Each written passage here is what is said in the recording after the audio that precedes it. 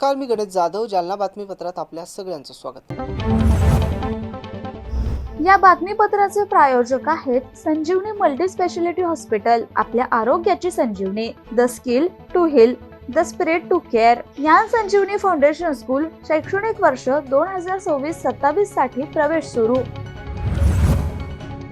जालना जिल्ह्यातील जाफराबाद तालुक्यात टेंभुर्णी पोलीस ठाणे अंतर्गत येत असलेल्या गाडेगव्हाण येथे 34 वर्षीय कैलास गुलाबगिरी हे मागील 3 दिवसांपासून बेपत्ता झाले होते. घरच्यांनी त्यांचा शोध घेतला, मात्र ते आढळून आले नाही. शेवटी त्यांच्या पत्नी ज्योती कैलासगिरी यांनी टेंभुर्णी पोलीस ठाणे येथे मिसिंग दाखल केली. या मिसिंगवरून टेंभुर्णी पोलीस त्यांचा शोध घेत होते, तर नातेवाईकही शोध घेत होते. इतर ठिकाणी शोधाशोध घेतली, मात्र ते आढळून आले नाही. शेवटी त्यांच्या गाव शिवारात असलेल्या एका शेतात त्यांचा मृतदेह काल दुपारी 3 वाजेच्या सुमारास आढळून आला. सदर घटनेची माहिती पोलिसांना देण्यात आली. पोलीस ठाण्याचे सहाय्यक पोलीस निरीक्षक अविनाश राठोड हे फौजफाट्यासह घटनास्थळी दाखल झाले होते. त्यांनी पंचनामा करून देह जाफराबाद ग्रामीण रुग्णालयात शवविच्छेदनासाठी दाखल केला. मात्र नातेवाईकांनी शंका उपस्थित करत जिल्हा रुग्णालयात शवविच्छेदन करण्याची मागणी केली. या मागणीवरून आज 21 जून 2026 रोजी सकाळी 9 वाजेच्या सुमारास त्यांचा मृतदेह जिल्हा रुग्णालयात आणला आणि त्या ठिकाणी पुढील प्रक्रिया सुरू केली आहे. यावेळी महत्त्वाच्या पत्नी ज्योती गिरी यांनी आरोप केले की जागेच्या वादातून आमचे काही दिवसांपूर्वी गावातील काही नागरिकांचे वाद झाले होते. त्या वादातूनच माझ्या पतीलाही मारहाण झाली असून आणि त्यांच्या मारहाणीत जीव गेला असल्याचा आरोप त्यांनी केलाय. तसंच टेंभुर्णी पोलीस ठाण्याचे सहाय्यक पोलीस निरीक्षक अविनाश राठोड यांनी प्रसारमाध्यमांना माहिती दिली आहे की सदर इसमाचा मृतदेह शेत शिवारात आढळून आल्याची माहिती आम्हाला मिळताच तात्काळ घटनास्थळी धाव घेऊन मृतदेहाचा पंचनामा करून पुढील कारवाई करीत जिल्हा रुग्णालय येथे आणलाय. या प्रकरणाची दखल आम्ही घेतली असून लवकरच पोलीस तपास आणि शवविच्छेदन अहवाल आल्यानंतर योग्य ती कारवाई केली जाईल अशी माहिती पोलिसांकडून देण्यात आली आहे. मात्र झालेल्या या घटनेमुळे संपूर्ण जाफराबाद शहरासह तालुक्यात खळबळ उडाली आहे. माझं नाव ज्योती कैलासगिरी, राहणार गाडेगावान, तालुका जाफराबाद. गाडेगावान गावामध्ये मी राहते. गुरुवारच्या संध्याकाळी 6 वाजता माझ्या घरचे शेताकडे चाललो म्हणून सांगून गेले आणि सोबत त्यांचा एक मित्र पण होता. ते 2 जण शेताकडे चक्कर मारून येतो म्हणून सांगून गेले. तर बराच वेळ झाला ते आलेच नाही. सोबतचा मित्र आला आणि मला वाटलं की उन्हाळा दिवस त्यांना सवय होती की ते एका शेतात झोपायला जायचे. तर त्यामुळे मी त्यांना काही विचारलंच नाही तिकडे गेले की कुठे गेले. सकाळी नंतर उठल्यानंतर मी बराच वेळ वाट बघितली, ते काही आले नाही. मग त्यानंतर मी त्यांच्या मित्रांना वगैरे कॉल वगैरे केले, मित्र पण नाही बोलले. त्यानंतर त्यांच्या भावाला कॉल केला, ते पण नाही बोलले. त्यानंतर मग मी ठरवलं की पाहुण्यारावळ्यात कॉल वगैरे करून बघू. चौकडे मी कॉल वगैरे केले तर कोणीच नाही बोललं. मग त्यानंतर मला काल असं वाटलं की मी मिसिंग कंप्लेंट द्यावं म्हणून मी टेंभुर्णी पोलीस स्टेशनला कंप्लेंट दिली.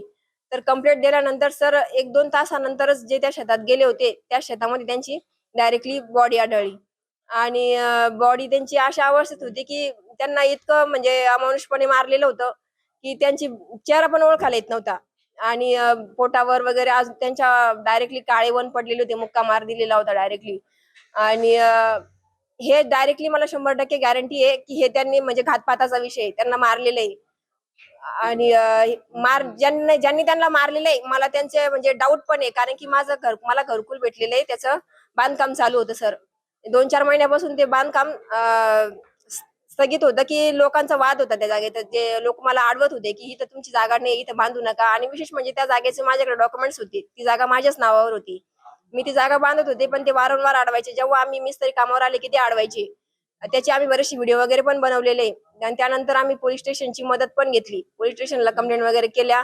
तर पोलीस लोकांनी काहीच आमच्यावर ऍक्शन घेतली नाही. कदाचित आमचं एक घर असल्यामुळे त्यांनी काहीच ऍक्शन घेतलं नाही. आणि जर त्यांनी ऍक्शन घेतली असती तर आज माझ्या घरची जिवंत असते. आणि मला पुरेपूर गॅरंटी आहे की त्या लोकांनी मारलेले, त्यांची नाव पण सांगू शकते सर मी. त्यांचे नाव विजय आसाराम सावंत, कडुबा नाथा हिवाळे, प्रल्हाद नाथा हिवाळे, बबन लाला, विलास मंत्री, अनिल कडुबा हिवाळे,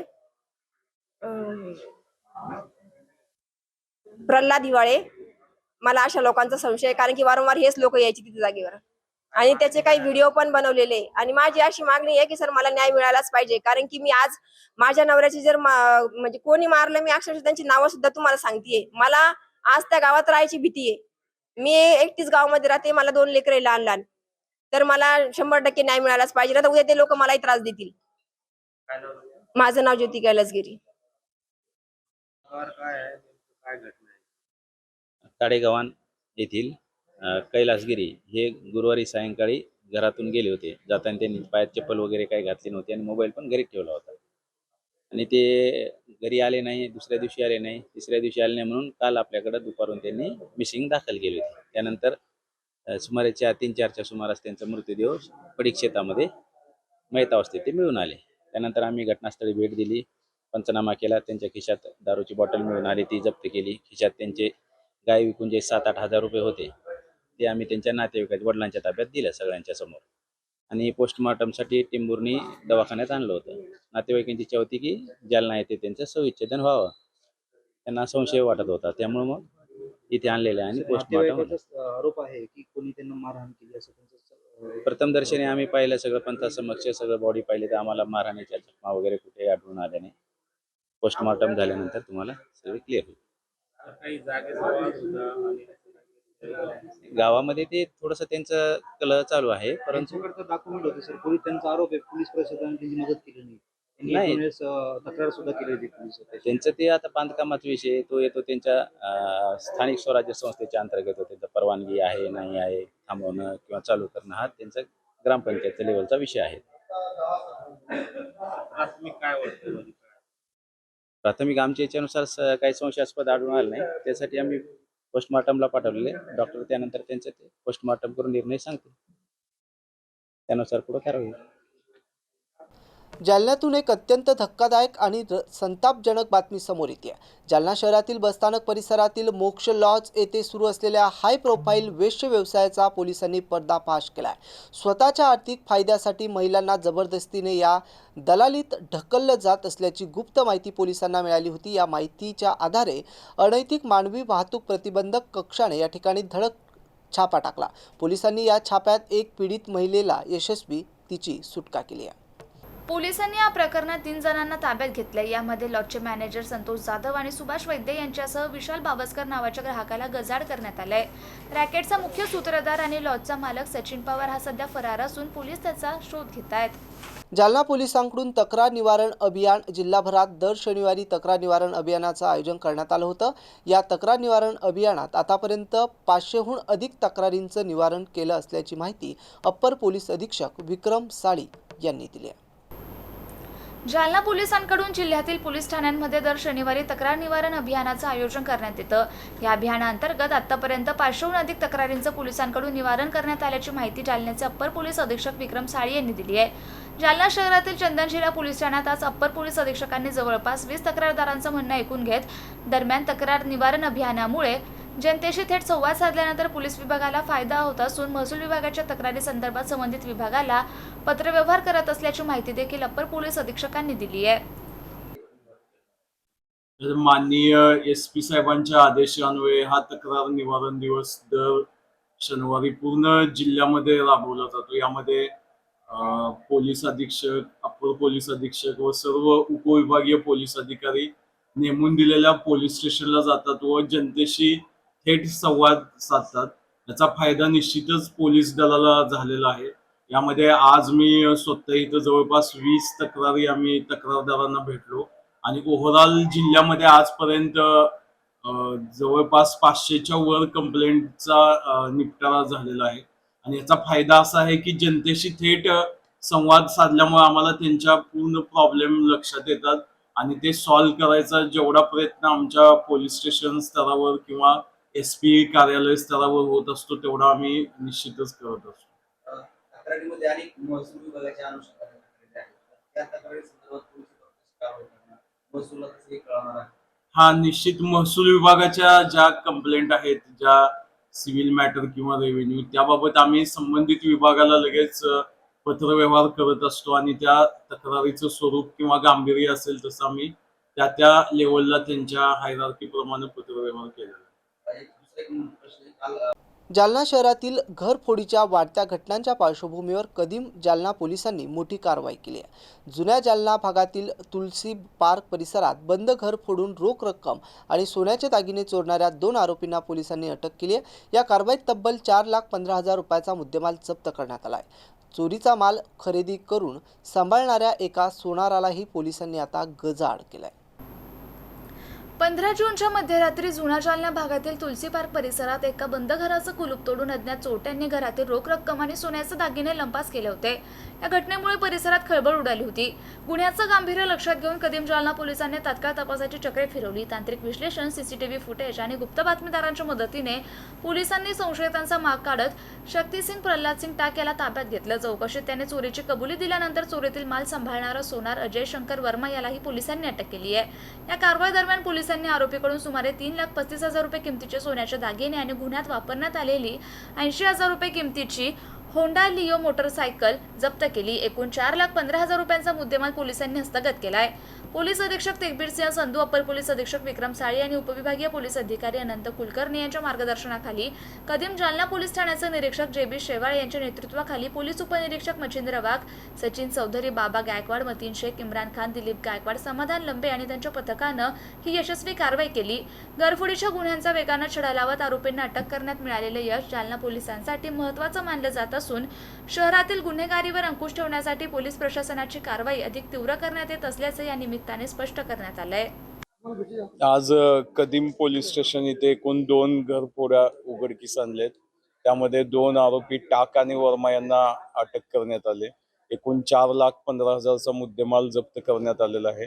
यामध्ये तालुका पोलीस स्टेशनचा 1 गुन्हा 2 व्हीलर चोरीचा आणि कदीम पोलीस स्टेशनचे 2 गुन्हे घरफोडीचे होते। ते कदीम पोलीस स्टेशनच्या आणि त्यांच्या डीबी पथकानं उघडकीस आणले। रविवार रोजी सकाळी 7 वाजेच्या सुमारास जालना जिल्हा सत्र न्यायालयाच्या प्रांगणामध्ये आंतरराष्ट्रीय योग दिनानिमित्त योग कार्यक्रमाचं आयोजन करण्यात आलं होतं। या कार्यक्रमात जिल्हा सत्र न्यायालयाच्या वर्ग 1 न्यायाधीश श्रीमती वर्षा मोहिते यांनी स्वतः योगा करत आंतरराष्ट्रीय योगा दिन मोठ्या उत्साहात साजरा केला आहे। शरीराला योगा महत्त्वाचा आहे असा मोलाचा संदेश याप्रसंगी त्यांनी दिला। यावेळी योग शिक्षक म्हणून आर्ट ऑफ लिव्हिंगचे योग टीचर उपस्थित होते। हा आंतरराष्ट्रीय योग दिन जिल्हा सत्र न्यायालयात साजरा करण्यात आला। यावेळी श्रीमती वर्षा मोहिते, प्रमुख जिल्हा आणि सत्र न्यायाधीश जालना, श्रीमती NS शेख, जिल्हा न्यायाधीश 2, डॉक्टर HD तावशीकर, जिल्हा न्यायाधीश 3, श्रीमती BS गोरे, जिल्हा न्यायाधीश 5, TV मोरे, जिल्हा न्यायाधीश 4, RB पाटवेकर, जिल्हा न्यायाधीश 6, श्रीमती विजय नेहलावानी, जिल्हा न्यायाधीश, श्री GR ढेपे, जिल्हा न्यायाधीश आणि ॲडव्होकेट BV इंगळे, जिल्हा सहकारी अभियोग्यता आणि ॲडव्होकेट PA गाडगे, अध्यक्ष जिल्हा वकील संघ जालना यांच्यासह सर्व वकील बांधव, न्यायालयीन कर्मचारी, विधी सेवक आणि इतर या योगा प्रसंगी उपस्थित झाले होते। याबरोबरचे बातमीपत्र संपलं। पुन्हा भेटूया बातमीपत्राच्या पुढील भागात। तोपर्यंत पाहत राहा MC न्यूज। नमस्कार।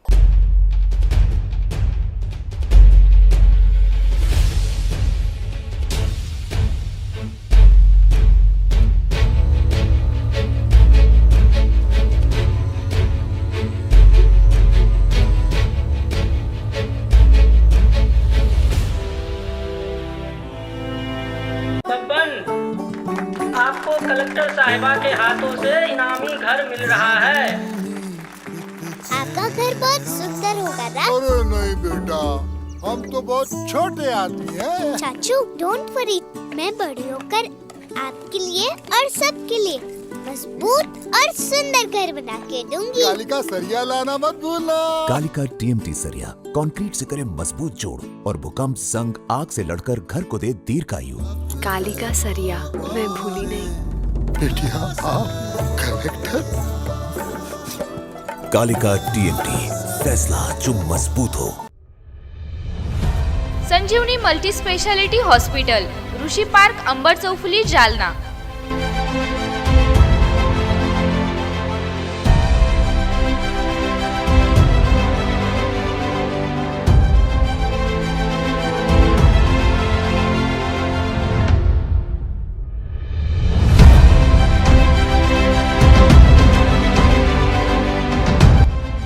महात्मा ज्योतिबा फुले जन आरोग्य योजना आणि प्रधानमंत्री जन आरोग्य आयुष्मान भारत योजना उपलब्ध। मेडिसिन विभाग, बालरोग विभाग, स्त्रीरोग विभाग, अस्थिरोग विभाग, सर्जरी विभाग, नाक कान घसा विभाग आणि पॅथॉलॉजी विभागात काम करणारी तज्ञ डॉक्टरांची टीम। उपलब्ध सुविधा ICU, NICU, जालना शहरातील अद्ययावत Ultima of 100 with stent boost cath lab, modular operation theatre, dialysis विभाग, cardiac care unit CCU, angiography सुविधा, एंजिओप्लास्टी सुविधा, 24 तास अत्यावश्यक सेवा आणि कार्डियाक ॲम्ब्युलन्स उपलब्ध. महाराष्ट्र पोलीस कुटुंब आरोग्य योजनेसह सर्व आरोग्य विमा कंपन्यांचे कॅशलेस उपचार. संजीवनी मल्टी स्पेशालिटी हॉस्पिटल, आपल्या आरोग्याची संजीवनी.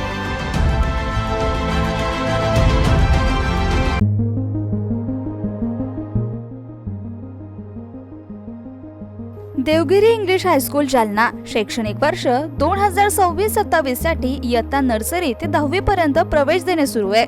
आमची वैशिष्ट्ये: सर्व सुविधांनी युक्त नवीन इमारत, विद्यार्थ्यांसाठी बस सुविधा, उच्च शिक्षित कुशल शिक्षक वर्ग, मर्यादित प्रवेश, वेळोवेळी शैक्षणिक सहलींचं आयोजन.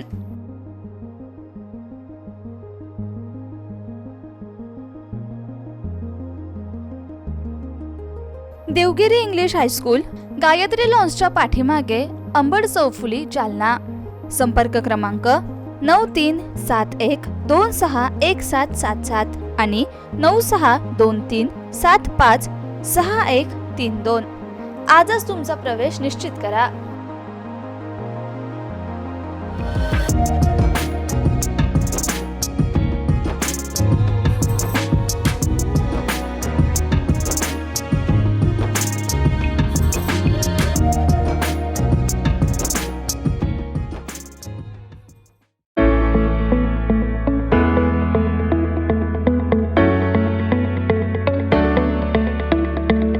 मत्स्योदय शिक्षण संस्था संचलित अंकुशराव टोपे महाविद्यालय, जालना कनिष्ठ आणि वरिष्ठ महाविद्यालय येथे प्रवेश देणे सुरू आहे. महाविद्यालयास बँगलोर येथील नॉर्थ मार्फत पूर्ण मूल्यांकनात 3ऱ्या सायकलमध्ये अ दर्जा प्राप्त करणारे जालना जिल्ह्यातील प्रथम महाविद्यालय. तसेच डॉक्टर बाबासाहेब आंबेडकर मराठवाडा विद्यापीठाच्या शैक्षणिक अंकेक्षणात अ दर्जा प्राप्त केला असून आयएसओ प्रमाणे 2026-27 प्रमाणे नॅक ओरिएंटेड निसर्गरम्य वातावरणातील महाविद्यालयात आपला प्रवेश आजच निश्चित करा. कनिष्ठ महाविद्यालयात कला, वाणिज्य, विज्ञान आणि HSC व्हॅकेशनलसाठी 11वी आणि 12वी वर्गात प्रवेश देणे सुरू आहे. विज्ञान शाखेसाठी रॉक सायन्स, इलेक्ट्रॉनिक विषयांची विशेष उपलब्धता. 11वी आणि 12वी साठी व्यवसायभूमिक courses, accounting, financial and office management, marketing and detail management, logistic material management यासाठी विशेष प्रवेश देणे सुरू. वरिष्ठ महाविद्यालयात BA, BCom, BSc, BCA या वर्गातून नवीन शैक्षणिक धोरणानुसार प्रवेश देणे सुरू आहे. BA या प्रथम वर्ष प्रवेशासाठी उपलब्ध विभाग. MA यासाठी उपलब्ध विषय आहे मराठी, हिंदी, इंग्रजी, भूगोल, मानसशास्त्र, इतिहास, समाजशास्त्र, राज्यशास्त्र, लोकप्रशासन आणि अर्थशास्त्र. MCom, MSc संगणकशास्त्रामध्ये प्रवेश देणे सुरू आहे. PhD साठी उपलब्ध संशोधन केंद्र, संशोधन विषय इंग्रजी, भूगोल, मानसशास्त्र, इतिहास, समाजशास्त्र, मराठी, हिंदी, वाणिज्य, लोकप्रशासन, अर्थशास्त्र. विद्यार्थ्यांच्या व्यक्तिमत्व विकासासाठी महाविद्यालयातर्फे विशेष प्रयत्न. क्रीडापटूंसाठी विशेष क्रीडा सुविधा, संगणकीकृत ग्रंथालय, मुलींसाठी स्वतंत्र वसतिगृह, विविध स्पर्धा परीक्षांची तयारी. क्रीडा विभागाद्वारे मिलिटरी आणि पोलीस प्रशिक्षण, नीट, JEE, CET परीक्षेची तयारी, सुसज्ज सांस्कृतिक विभाग, विविध शैक्षणिक उपक्रम आणि नियमित तासिका. आमचा पत्ता मोतीबाग, रेल्वे ओव्हरब्रिज जवळ, जुना जालना. प्रवेश माहितीसाठी संपर्क उपप्राचार्य डॉक्टर संजय पाटील 8275515692, उपप्राचार्य प्राध्यापक पांडुरंग खोजे 942168 8568, प्राचार्य डॉक्टर दादासाहेब गजहंस 878811 9761. अंकुशराव टोपे महाविद्यालय जालना. प्रवेशासाठी आजच संपर्क करा.